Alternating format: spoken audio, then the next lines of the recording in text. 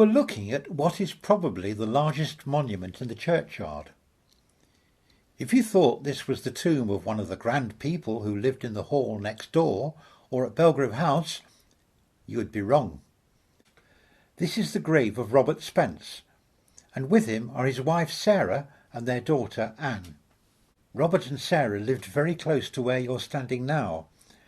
Robert was the landlord of a public house, the Champion, named after the racehorse that won the Derby and St Leger in 1800.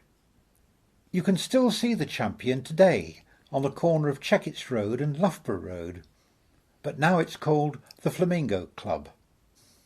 It seems that Robert had more than one string to his bow, because not only did he sell beer, he brewed it too.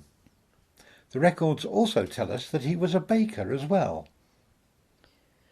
Robert's daughter Anne worked as a servant for one of her father's suppliers, a maltster called George Harrison. George must have been a very good employer, because Anne worked for him for at least 25 years.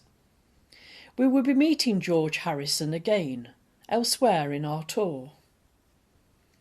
Robert and Sarah had another daughter, Elizabeth, who met a Belgrave lad called William Manship.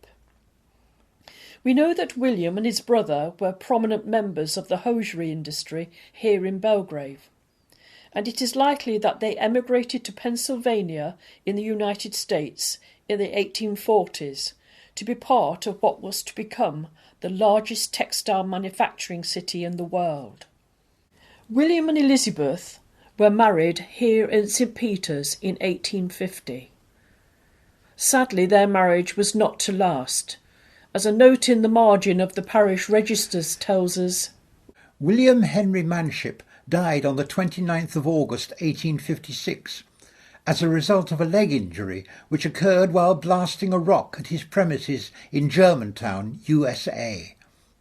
Elizabeth returned to Belgrave to live with her parents, and she eventually died at Woodhouse Eaves in her 70s.